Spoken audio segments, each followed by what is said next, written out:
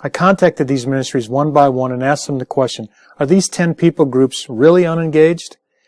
And every one of them hesitated and then said, yes. I followed up by asking them, if we hosted a meeting in Kathmandu, would you like to come and talk about it? And once again, every one of them said yes. So we scheduled a meeting, we flew to Kathmandu, and everyone that we invited showed up. Roughly half were international organizations such as IMB and Wycliffe and YWAM and Gospel for Asia, and half were Nepali organizations.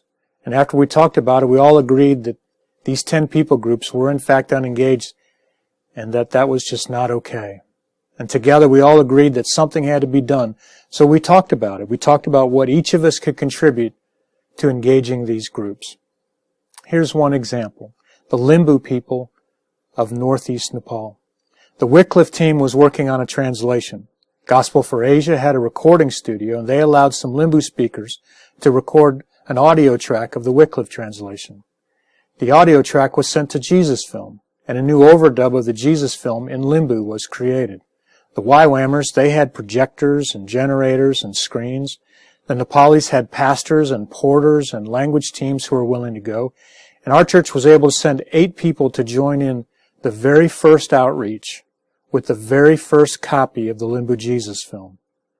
All kinds of people simply did their little part, and it all came together.